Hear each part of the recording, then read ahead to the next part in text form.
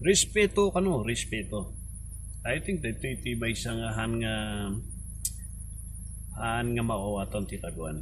Masapol nga resolbaran tayo iti ket nga suon nga respeto iti pamati. Agpaiso agsasabali iti pamati iti tunggal maysa. Yan masapol nga ito tayo iti respeto. Kahit nga sawan, ada iti panang lugar tayo, iti panang komentar. Gusto ko ma di panang komentar. Hang binabastos nga aramidan nga panang komentar. Kami gusto lang mat kuma. Respeto tayo suda. Tanya nga gusto ti panakawat da.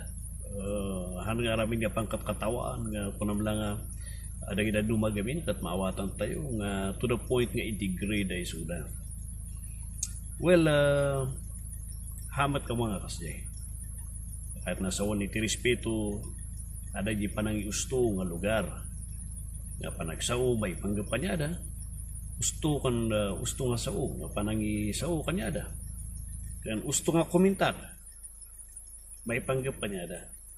Namhanga na ilamang, ano kamali, adamat ti batayan iti sao ti Diyos. No kamali, masapul korektaran. Ibagay ti ko na ti sao ti Diyos, may pangtingabanan. Ano na duma, nohan mo nga ibaga, respeto, for the sake of respeto lang, itatal na kunada, i-shut up ti mouth tayo. It is the same thing, nakakita ka iti may isang agtatakaw, inmunag iti balay, pagkatapos han mo nga inalarma iti karuba kang tattao, naramdama inunag na di pagtangan, inala namin nga sanikwa, pinatay na pay amin, nagyari diyo nagtipagtangan. Amom lang nga rin hantoy pelang sa umay pang iti kamali nga dito. Nitap na may kulitar. That is already law. Ada gami na idaduma kat mahilig na ti debati awal tamuda no binbinog ka kat iti debati na daduma. Pinabainan. Well, when we correct, the goal tayo kat it is not to shame. Ma-pressure po ti may isang defender iti faith nga ikasta na nga mang ikorektar. Ni James White, he was a very good debater, a Christian debater. James White, tinaga na. Kalbo na ito yung apologist, defender iti faith. Iti kasta na, hana nga pabaynan di tao. Kanya na, what he does is ito eh. He just uses, usaran na lang iti truth of na explain na iti truth. So iti Diyos. Haan nga pa na iti tapno iti-grade na iti tao, pabaynan di tao nga kaslaramidan na nga tapo. Nga to the point nga awaran may bagat itaw ang kababayan lang. Hanga kasi iti wagas na. Ni James White nga ito iti kastana kat ito. He just present the truth as it is. Handa nga i-degrade iti tao. Just present the truth. Haan. Kasta iti ko natin sa iti Diyos. Adi pa inukasta ti panangkita, agkibaltang iti sa iti Apo. That is what he does. Iti kastana.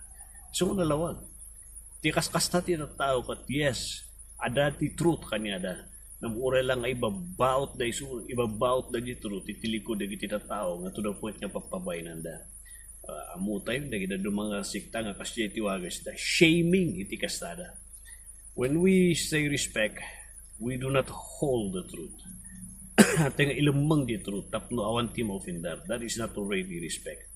It is already cuddling. Panang taltalakan tayo iti basol. And dakal nga basol ada idoldulin tayo nga basol nga adulin tayo ang kriminal. Diyo ka kat hantay nga i-surrender isuna ti otoridad. Hantay bagatag paiso. Makasuan tayo nga mga idoldulin iti may isang kriminal. And that is the same thing ti sangwa natin Diyos. Hantay nga ibagatag paiso, agpaspasol tayo. Isong nga daday ti chimpo nga na ito makikita ti comment, respetuon tayo lata. Well, respetuon tayo.